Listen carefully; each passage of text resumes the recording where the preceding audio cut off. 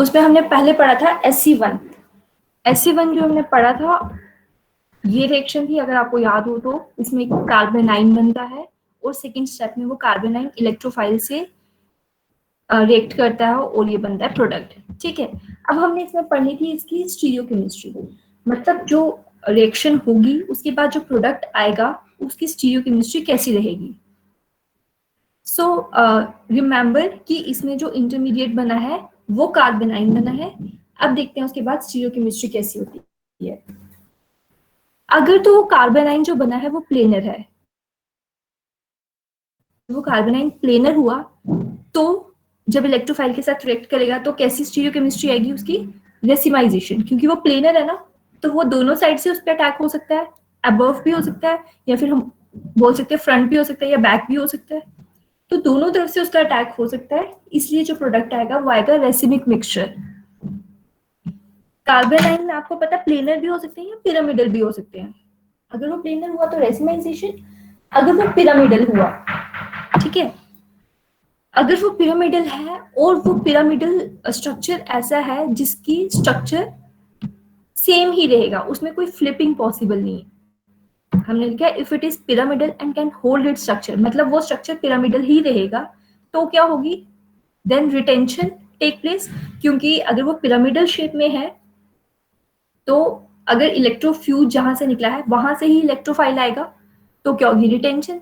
लेकिन अगर वो पिरामिडल शेप में है और वो अपना स्ट्रक्चर होल्ड नहीं कर सकता, मतलब कि उसमें फ्लिपिंग होती है, जैसे कि आपको पता है एमीन्स में क्या होता है, एमीन्स में पिरामिडल इन्वर्जन होती रहती है, ठीक है, तो अगर वो इस तरह का पिरामिड है तो वो अपना स्ट्रक्चर होल्ड नहीं कर सकता, तो उसमें भी क्या होगी, रेसिमाइजेशन।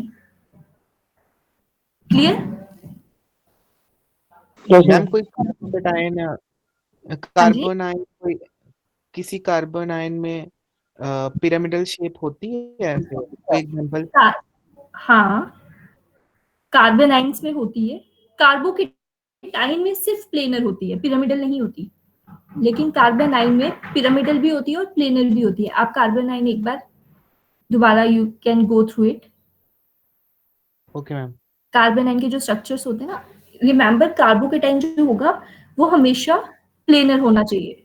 3 पॉइंट्स होते हैं fine, yes ma'am, yes ma'am. आगे यार, ठीक है, तो कार्बोनाइन में दोनों स्ट्रक्चर्स होते हैं, ठीक है, रेजोनेंस चाहती है अगर तो वो प्लेनर स्ट्रक्चर में होता है ना कार्बोनाइन, यस मैम, यस मैम। ठीक है, तो हम कहते हैं कि हम दोनों उसकी स्टीरियोकेमिस्ट्री या दोनों स्ट्रक्चर्स को लेके चलते हैं। अगर वो प्लेनर हुआ देन रेसिमाइजेशन टेक प्लेस, अगर वो पिरामिडल है तब पिरामिडल है और उसका स्ट्रक्चर वैसे ही फिक्स्ड है तो वो वहां पे रिटेंशन होगी, क्योंकि जिस साइड से इलेक्ट्रोफ्यूज गया है उसी तरफ से इलेक्ट्रोफाइल आएगा, तो वहां रिटेंशन होगी। और अगर वो पिरामिडल है और अपना स्ट्रक्चर होल्ड नहीं कर सकता है, जैसे कि जिसमें अमीन्स में इन्वर्जन्स होती रहती है, जिसे वॉल्डन इन्वर्जन्स बोलते हैं, उसमें क्या होगी, रेसिमाइजेशन। अगर वो फ्रंट साइड पे है तो रिटेंशन होगी, अगर वो इन्वर्ट वहां पे इन्वर्जन होगी तो बैक साइड से भी होगा, तो रेसिमिक मिक्सचर बन जाएगा। ये 3 पॉइंट क्लियर है सबको? Yes ma'am. Yes ma'am. ठीक है, तो हम पढ़ क्या रहे हैं, जब SC1 होगी तो हमारे पास जो प्रोडक्ट आएगा उसकी स्टीरियोकेमिस्ट्री कैसी होगी, ठीक है, ये होगी 3 बातें। अब हम बात करते हैं कि अगर प्लेनर मॉलिक्यूल भी है तो जरूरी नहीं है उसमें रेसिमाइजेशन ही हो, जैसे कि हमने ऊपर क्या पढ़ा था, अगर कार्बोनाइन प्लेनर है तो रेसिमाइजेशन होगी। अब यहाँ पे एक स्पेशल केस आ जाता है, अगर प्लेनर मॉलिक्यूल है तो जरूरी नहीं है उसमें रेसिमाइजेशन हो, उसमें रिटेंशन या इन्वर्जन के भी चांसेस होते हैं। जैसे कि अगर आप ये वाले एग्जांपल देखो, ठीक है, ये है, यहाँ पे ये O नेगेटिव यहाँ जा रहा है, कीटोन निकलेगा और ये क्या बन गया, कार्बोनाइन, R नेगेटिव बन जाएगा।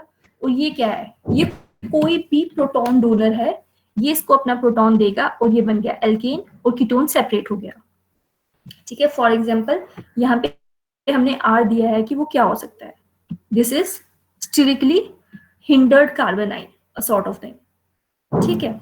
अब हमने कहा है कि ये जो बना है R negative, this is planar, लेकिन स्टिल इसमें रेसिमाइजेशन नहीं, इसमें इन्वर्जन भी होगी और रिटेंशन भी होगी। अब वो क्या होगी वो डिपेंड किस में करेगा, वो डिपेंड करेगा सॉल्वेंट पे।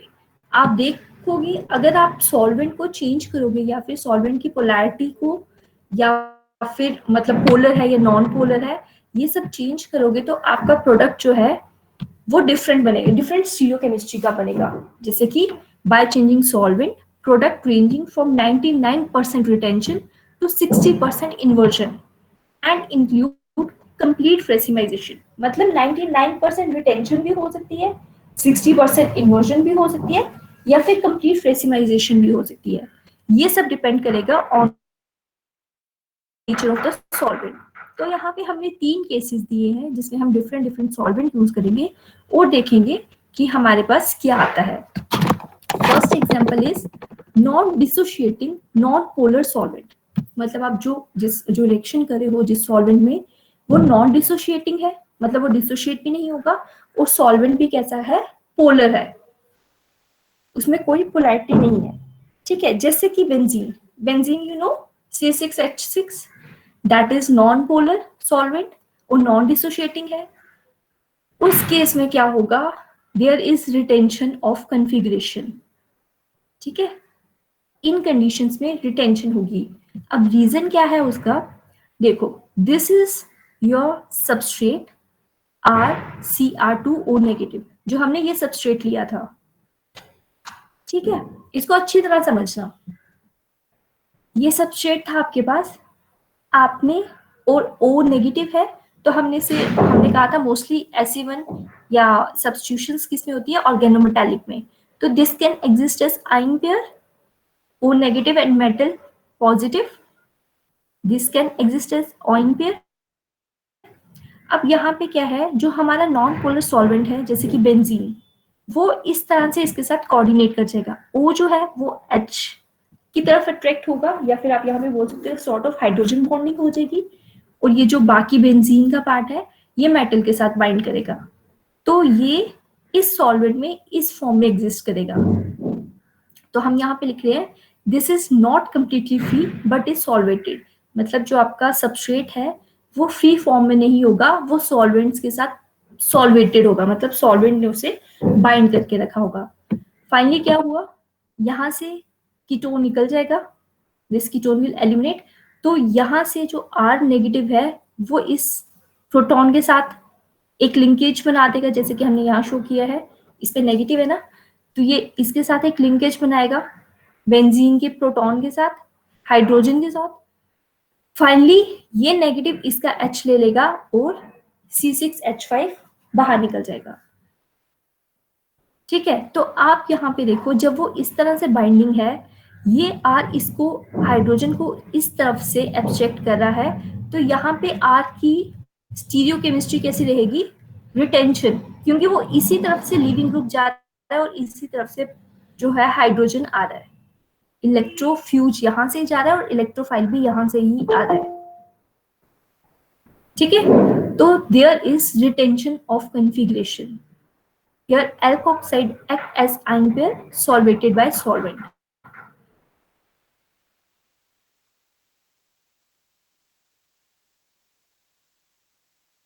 Clear? Yes ma'am.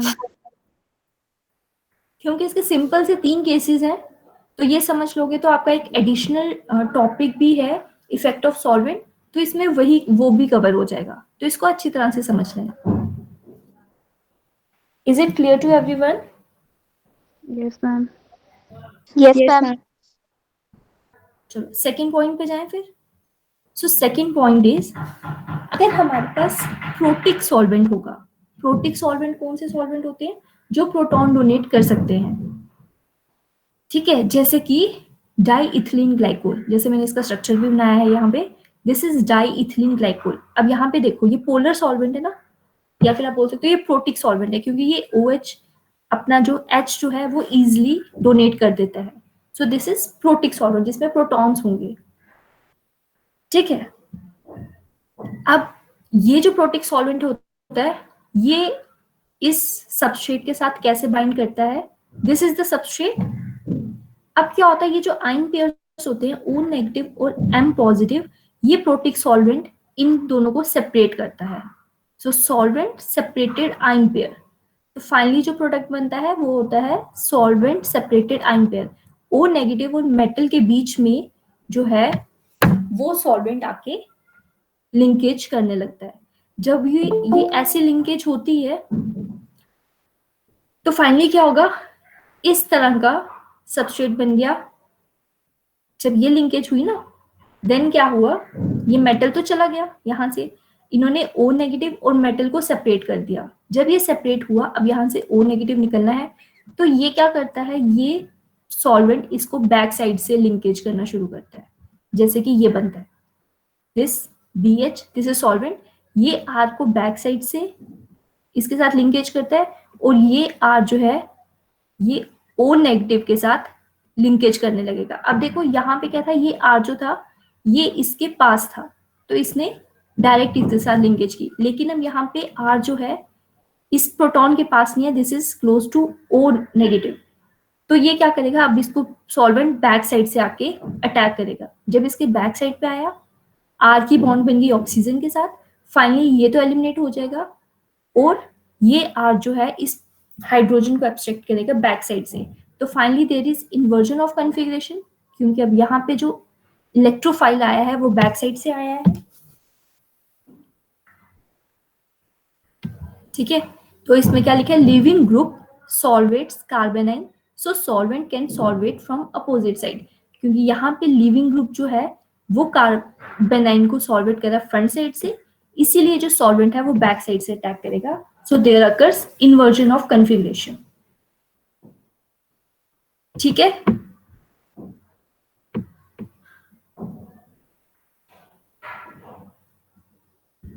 Is it clear? Yes, ma'am.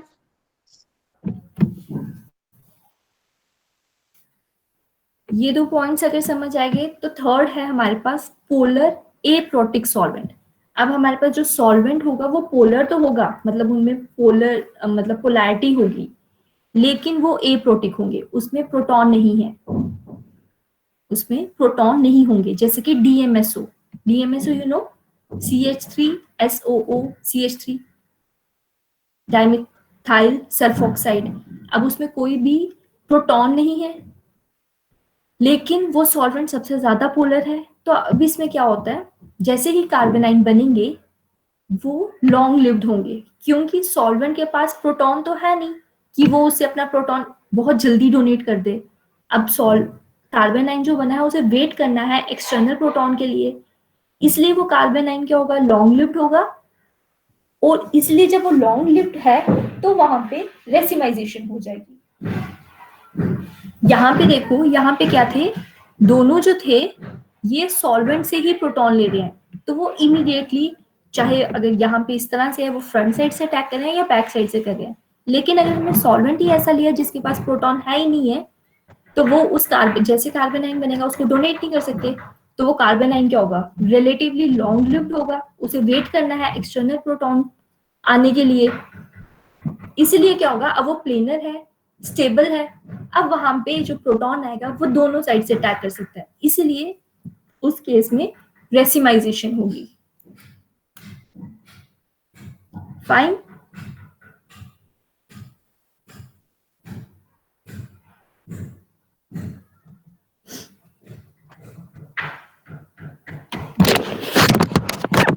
ठीक है।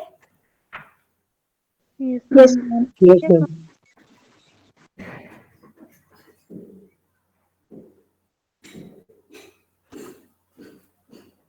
इसलिए हम कह रहे थे कि जब हमारे पास कार्बन आयन प्लेनर भी हो तब भी जरूरी नहीं है हर बार रेसिमाइजेशन हो।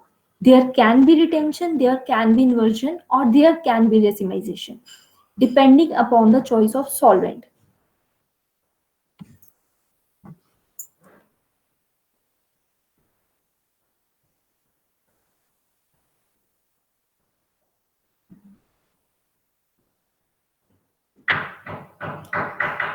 ये समझ आया? Yes, ma'am. Yes, ma'am. Yes, ma'am.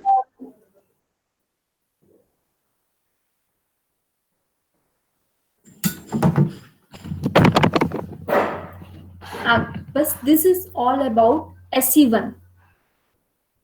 तो अब आगे मूव करते हैं, that is by molecular mechanism, या फिर जिसे हम SE2 भी बोलते हैं। अब जो SE2 है यहाँ पे, या फिर हम ब्रॉडली बोले बाई मॉलिक्यूलर मैकेनिज्म्स जो हैं वो 3 तरह के हैं, 3 में हमने उसको डिवाइड किया है। फर्स्ट जो है उसके 2 पार्ट हैं, दैट इज SE2, और सेकंड जो है that is SE internal. SE2 क्या होता है? अगर आपको SN2 याद हो तो आपको पता है SN2 में क्या होता है, जैसे जैसे न्यू बॉन्ड्स बनना शुरू होती है ओल्ड बॉन्ड्स ब्रेक होना शुरू होती है, वो सिंगल स्टेप रिएक्शन होती है, that's why it is bimolecular, it follows second order kinetic. जैसे आपने SE1 पढ़ा था, वहां पे फर्स्ट स्टेप में आपकी बॉन्ड ब्रेक हो जाएगी, इलेक्ट्रोफ्यूज निकल जाएगा, एक कार्बोनाइन बनेगा, सेकेंड स्टेप में आके इलेक्ट्रोफाइल उस कार्बोनाइन पे अटैक करेगा। In contrast to that bimolecular mechanisms जो होते हैं वहां पे सिंगल स्टेप ही होता है, न्यू बॉन्ड्स बनना भी उसी स्टेप में स्टार्ट होती है और ओल्ड बॉन्ड्स ब्रेक होना भी उसी स्टेप में स्टार्ट होती है। तो फाइनली एक ही स्टेप में आपका इलेक्ट्रोफ्यूज निकल जाएगा और इलेक्ट्रोफाइल आ जाएगा। ठीक है, अब उसमें भी क्या है, 2 तरह की पॉसिबिलिटीज हैं अगर हम SE2 को देखें। एक है SE2 फ्रंट, एक है SE2 बैक। फ्रंट में क्या होता है, ये आपके पास सबस्ट्रेट है, दिस इज द इलेक्ट्रोफ्यूज जिससे निकलना है, तो यहाँ पे फ्रंट साइड से ही ये जो बॉन्ड है, बॉन्ड पेयर, ये इलेक्ट्रोफाइल को अटैक करेंगे और इलेक्ट्रोफ्यूज यहां से,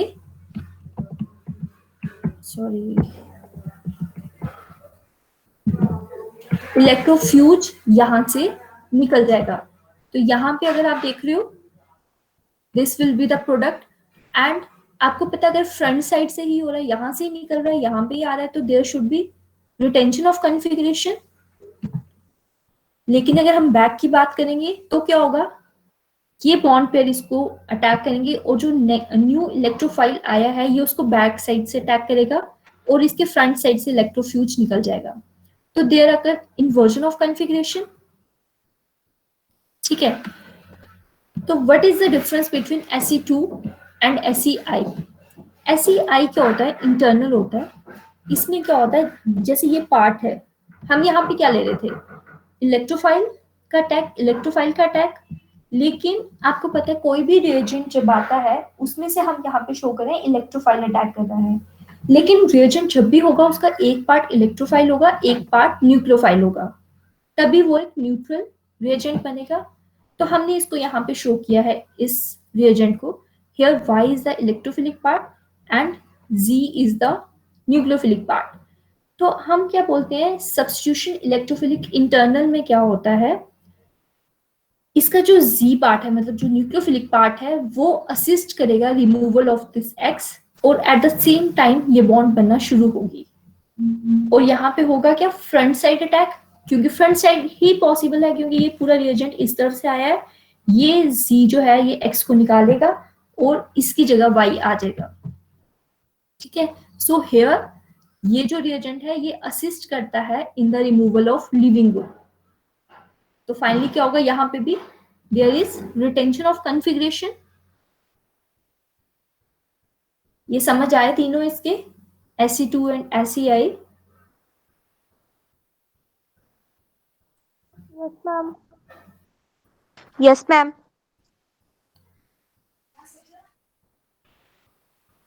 प्लीज अगर किसी को मैम नहीं रिटेंशन, हाँ जी, मैम रिटेंशन में बॉन्ड्स वैसे ही रहते हैं ना?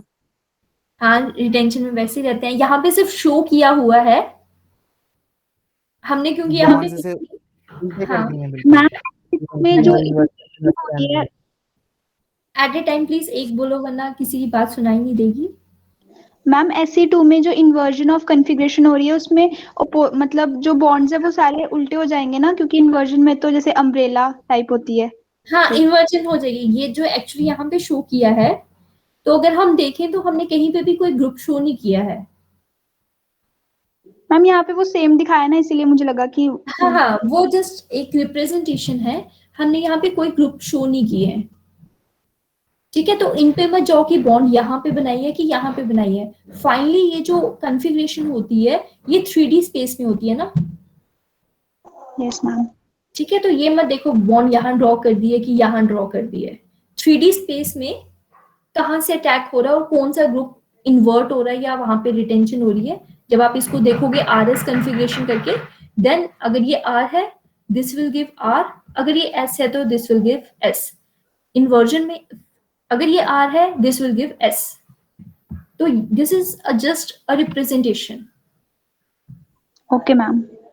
और R एंड S आप तब निकाल पाओगे जब यहाँ पे सारे ग्रुप्स दिए होंगे आपको, तभी निकाल पाओगे ना। ये तो हमने जस्ट एक रिप्रेजेंट किया है, यहाँ पे हमने कोई ग्रुप्स नहीं लगाए हैं, तो हम यहाँ पे किसी को भी R या S कॉन्फ़िगरेशन डिनोट नहीं कर सकते।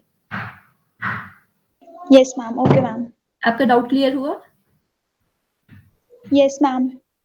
ओके, आपसे पहले जो पूछ रहे थे you ma'am can. Same doubt था। हाँ जी, क्लियर हो गया, वही डाउट था। क्लियर हो गया, यही था। ठीक है, यस मैम। अगर आपको ये बेसिक समझ आ गया तो आगे मूव करें फिर। Yes ma'am. ठीक है, नाउ हमने लास्ट टाइम क्या किया था।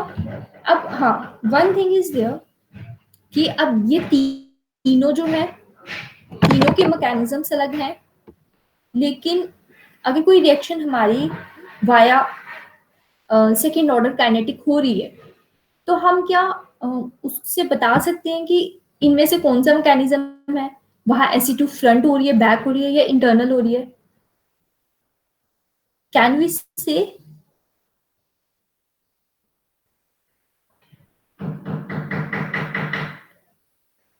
देखो, आपकी अगर कोई रिएक्शन हो रही है एलिफेटिक इलेक्ट्रोफिलिक सब्स्टिट्यूशन, ठीक है, वो रिएक्शन होगी, आपने देखना है अगर वो फर्स्ट ऑर्डर हो रही है या सेकंड ऑर्डर हो रही है। अगर फर्स्ट ऑर्डर हो रही है यू कैन से कि वो वहां पे SC1 हो रहा है।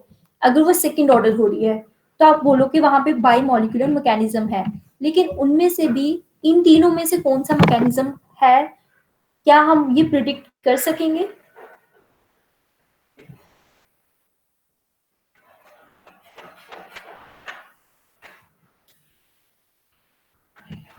हम कुछ इंफॉर्मेशन हमें मिल सकती है अगर वहां पे हम देखेंगे प्रोडक्ट की स्टीरियोकेमिस्ट्री कैसी है। अगर तो वहां पे इन्वर्जन हो गई तो वी कैन से वहां पे SE2 बैक हुई है, ठीक है।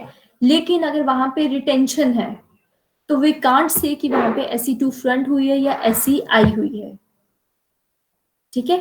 हम सिर्फ स्टीरियोकेमिस्ट्री पे इन दोनों को डिस्टिंग्विश कर सकेंगे, लेकिन we can't distinguish between these two on the basis of stereochemistry.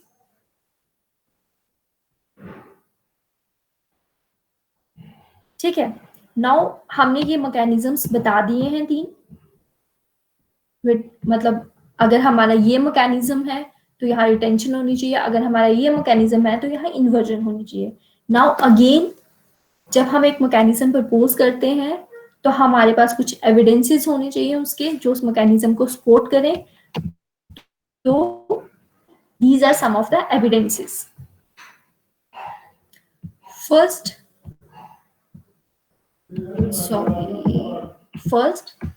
front side attack is possible as electrophilic substitution proceed at bridgehead carbons. ठीक है, bridgehead कार्बन पे इलेक्ट्रोफिलिक सब्स्टिट्यूशन पॉसिबल है, तो इसका मतलब यहाँ पे फ्रंट साइड अटैक हुआ है। क्योंकि अगर ब्रिजहेड कार्बन पे सब्स्टिट्यूशन करनी है, is it possible via back side attack? नहीं हो सकती ना, ब्रिजहेड कार्बन पे बैक साइड अटैक से नहीं हो सकती है सब्स्टिट्यूशंस। तो वहां पे अगर वो रिएक्शंस हो रही हैं तो इसका मतलब फ्रंट साइड अटैक जो है वो पॉसिबल है। तो ये हमारा SA1 फ्रंट को सपोर्ट करता है। This evidence support our SA1 mechanism. Now second is SN2 at neopentyl are extremely slow. Neopentyl का स्ट्रक्चर आपको पता है, टोटली हिंडर्ड है, मतलब बीच में टर्शरी कार्बन है और उसके साथ 3 मिथाइल ग्रुप्स अटैच हैं। उस पे अगर हमें SN2 करनी है, SN2 आपको पता है बैक साइड से होती है, तो अगर SN2 नियोपेंटाइल पे करनी है तो वो बहुत ही स्लो रिएक्शन है, क्योंकि वहां पे बहुत हिंड्रेंस है, तो इसलिए बैक साइड अटैक पॉसिबल नहीं होता। लेकिन electrophilic substitution occurs only slightly more slowly than ethyl, so there is front side attack possible. लेकिन अगर हम उसके कंपैरिजन में इलेक्ट्रोफिलिक सब्स्टिट्यूशन करते हैं तो वहां पे जो इलेक्ट्रोफिलिक सब्स्टिट्यूशन है नियोपेंटाइल पे ऑलमोस्ट सिमिलर रेट्स पे ही हो जाता है जैसे कि इथाइल पे होता है।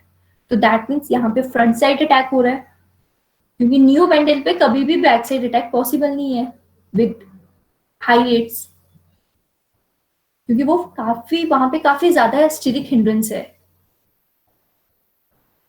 ठीक है, तो अगर नियोपेंटाइल पे इलेक्ट्रोफिलिक सब्स्टिट्यूशंस एक नॉर्मल रेट पे हो रही है तो दैट मीन्स यहाँ पे फ्रंट साइड अटैक पॉसिबल है। तो ये जो दोनों मैकेनिज्म्स, ये दो एविडेंसेस थे, इसने हमारे SE2 फ्रंट को सपोर्ट किया। तो हमें पता चल गया कि जो इलेक्ट्रोफिलिक सब्स्टिट्यूशंस है वो फ्रंट साइड अटैक से होती है।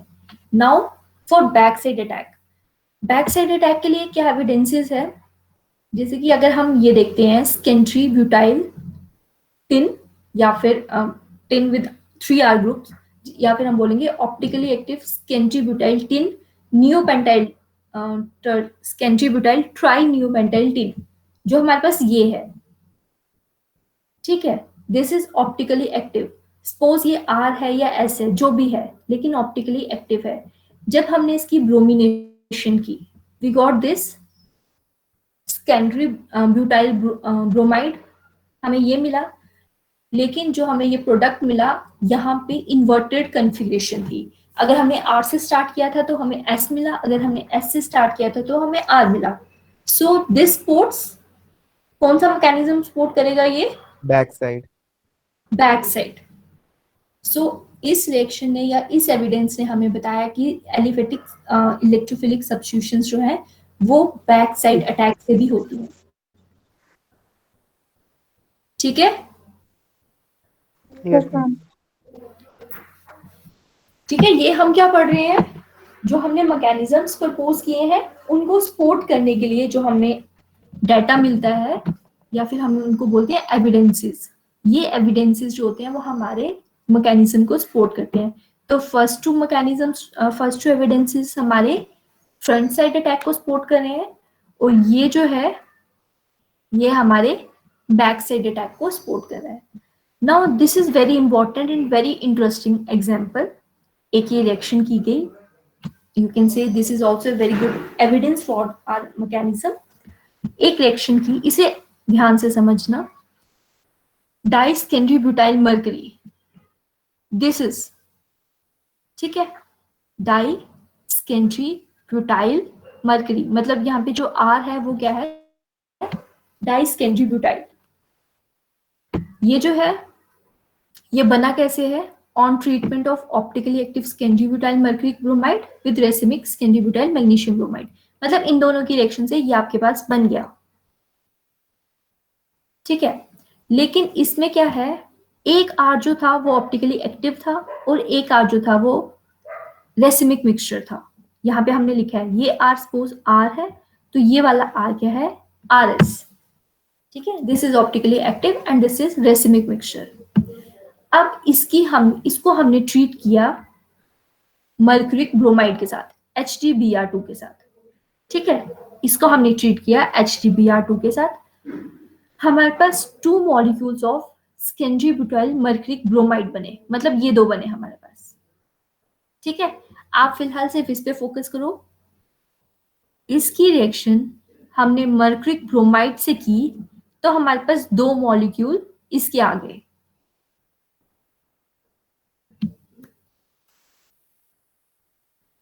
ठीक है,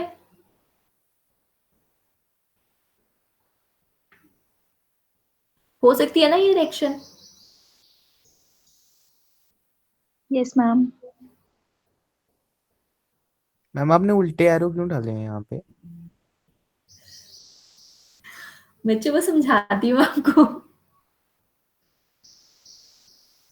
बस समझाती हूँ आपको ये एरोज का क्या मतलब है। मैं आपको कह रही हूँ, पहले सिर्फ आप Yes, समझ मैम, लो। ये हो सकता है। हाँ जी, ये हो सकता है, जो आप बोल रहे हो वो हो सकता है ना?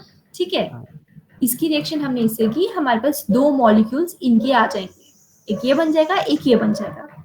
नाउ अब एरोस क्या है और हमने क्या रिएक्शन की और क्या ऑब्जर्व किया वो देखते हैं। अगर देखो, एक पॉसिबिलिटी है ये बॉन्ड ये ब्रेक हो जाए, एक पॉसिबिलिटी है ये बॉन्ड ये ब्रेक हो जाए।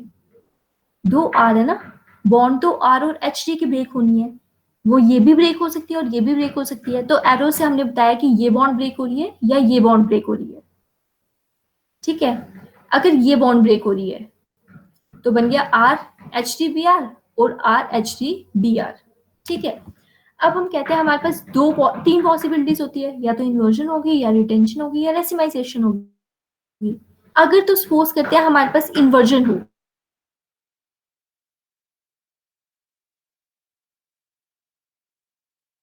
बस जो प्रोडक्ट आएगा इसकी इन्वर्जन हो जाएगी, आर विल बिकम एस। ठीक है, यस मैम। एक सेकेंड,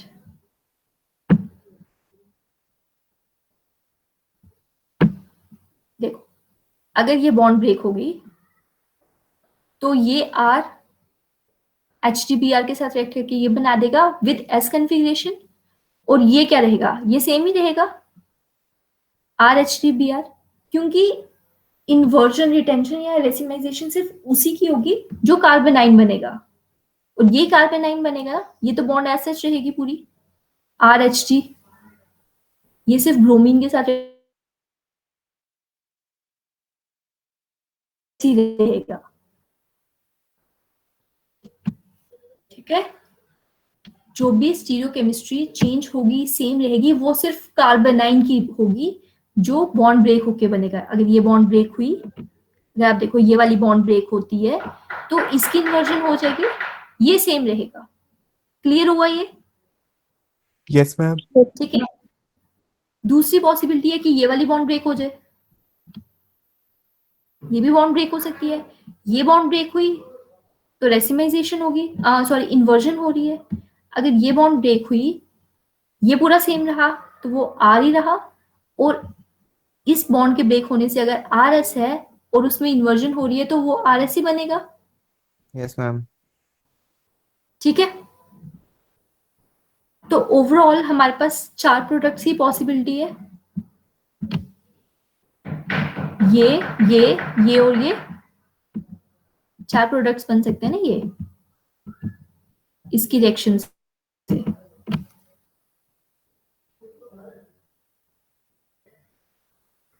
अगर आप फर्स्ट वाली एग्जांपल अच्छी तरह समझ लोगे तो अगली 2 इजीली समझ आ जाएंगी, तो इसको अच्छे से समझो।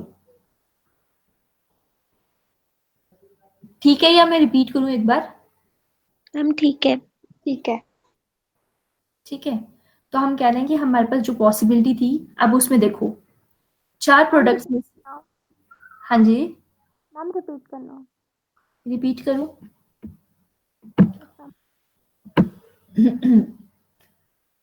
दिस इज योर प्रोडक्ट, इसकी रिएक्शन होगी HDBr2 के साथ। आपके पास 2 मॉलिक्यूल इनके बनेंगे, RHDBr एंड RHDBr। ठीक है, नाउ बॉन्ड ये भी ब्रेक हो सकती है, बॉन्ड ये भी ब्रेक हो सकती है, दोनों बॉन्ड्स ब्रेक होने की पॉसिबिलिटी है। अगर ये वाली बॉन्ड ब्रेक होती है, ये एरो करके शो किया, अगर ये वाली बॉन्ड ब्रेक होती है और रेसिमाइजेशन होती है तो ये वाला R जो है वो S बन जाएगा, और ये वाला R जो है वो सेम ही रहेगा, क्योंकि ये RHDR एज ए होल रहेगा, इसमें कोई चेंज नहीं आएगा। ध्यान रखना, जो बॉन्ड ब्रेक होगी स्टीरियो केमिस्ट्री सिर्फ उसी R पे चेंज होगी, दूसरे वाले R की स्टीरियो केमिस्ट्री सेम रहेगी। तो हम कह रहे हैं यहाँ पे ये बॉन्ड ब्रेक हो रहा है तो इस R की हमने स्टीरियो केमिस्ट्री चेंज कर दी और इसकी सेम ही रही RS। दूसरे पे अगर ये वाला बॉन्ड ब्रेक होता है तो RS में इन्वर्जन होगी तो फिर वो RS ही बनेगा, क्योंकि वो रेसमिक मिक्सचर ही है ना, तो इट विल गिव RS, और दूसरा वाला R जो है वो R ही रहेगा। तो आउट ऑफ दीज 4 अगर हम देखें, दिस इज RS और 50%, अगर हम कहते हैं कि ये 50% हो गया, 25% S है और 25% R है, तो एज ए होल जो भी हमें मिक्सचर मिलेगा वो रेसमिक मिक्सचर मिलना चाहिए।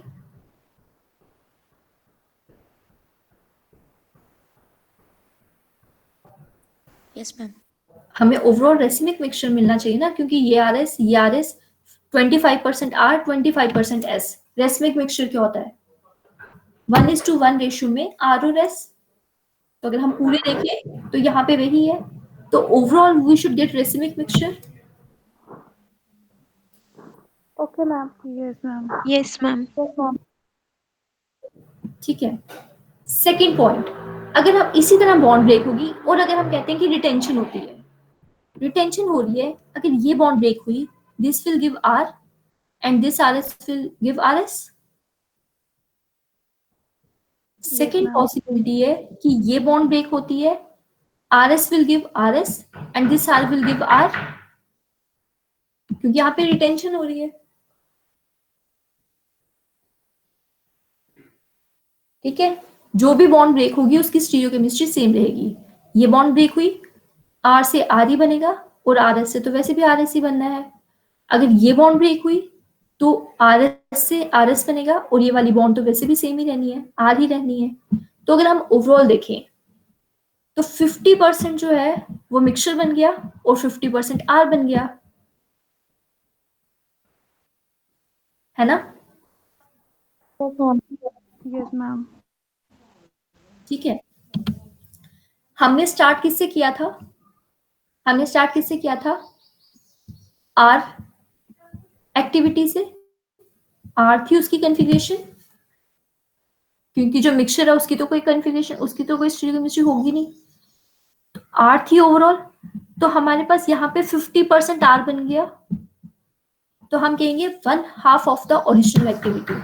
हमारे पास जो प्रोडक्ट आया, जो भी प्रोडक्ट्स आएंगे उसकी 1/2 जो होगा वो ओरिजिनल एक्टिविटी होनी चाहिए, अगर हमारे केस में रिटेंशन होती है।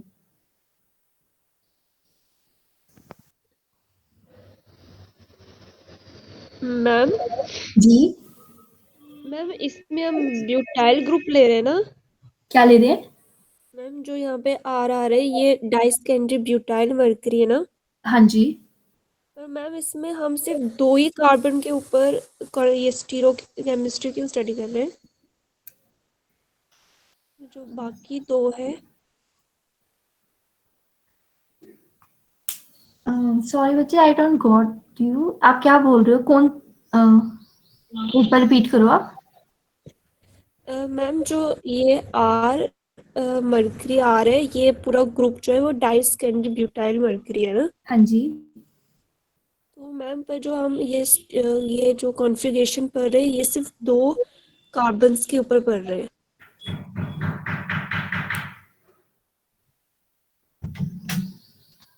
जो उसके साथ डायरेक्टली अटैच है। यस मैम, उन्हीं के ऊपर स्टडी कर रहे हैं।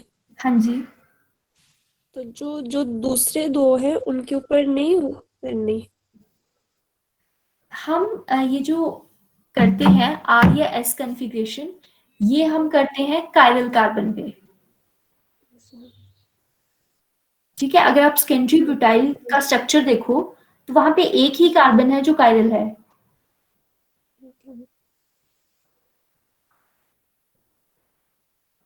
CH3 पे कायरल नहीं आती ना। You got a point? Yes ma'am, yes ma'am, thank you ma'am. इसीलिए हम इसी बात में ये 2 पॉइंट्स क्लियर हो गए। Yes ma'am. ठीक है, लास्ट पॉइंट इज रेसिमाइजेशन। देखो हमारे पास ओवरऑल 3 ही पॉसिबिलिटीज होती है, इन्वर्जन, रिटेंशन या रेसिमाइजेशन। तो हम देखते हैं अगर हमारे पास रेसिमाइजेशन हो तो हमारे पास क्या प्रोडक्ट आएंगे। अगर ये बॉन्ड ब्रेक हुई, R will give R S, racemic mixture बन जाएगा, और ये आर एस तो वैसे भी आर एस ही रहेगा। और अगर ये बॉन्ड ब्रेक हुई, this R S will give R S और ये R will remain as are.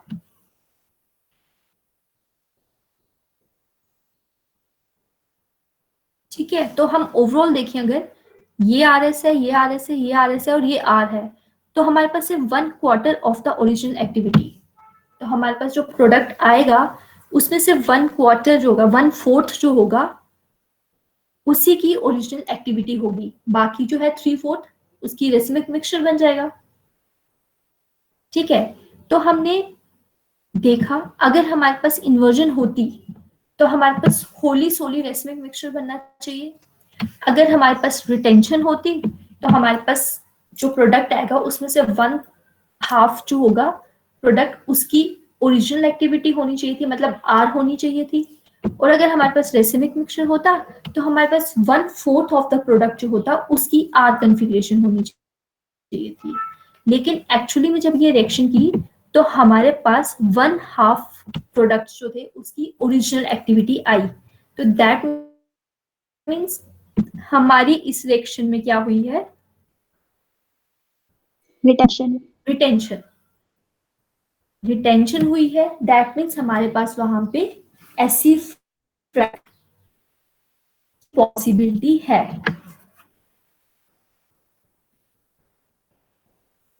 Yes ma'am. सो ये जो थे ये 4 एविडेंसेस हैं to support our SC2 mechanisms, जिसमें फ्रंट भी हुआ है सेटिस्फाई और बैक साइड भी अटैक भी सेटिस्फाई हुआ है। ये क्लियर हुआ सबको? Yes ma'am. किसी को कोई डाउट है तो वो पूछ लो, क्योंकि यहाँ पे ये कंप्लीट हो गया SC2 और SC1। ऑलमोस्ट आपका हाफ चैप्टर कंप्लीट हो गया है।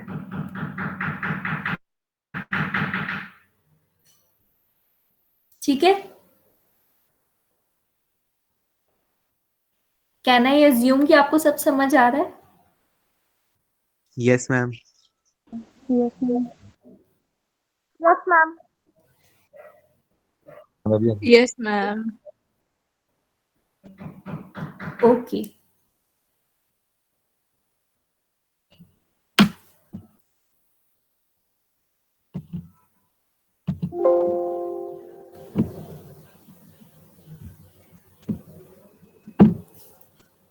आज यहां तक ही रखते हैं, नेक्स्ट क्लास में पढ़ेंगे इसका नेक्स्ट टॉपिक।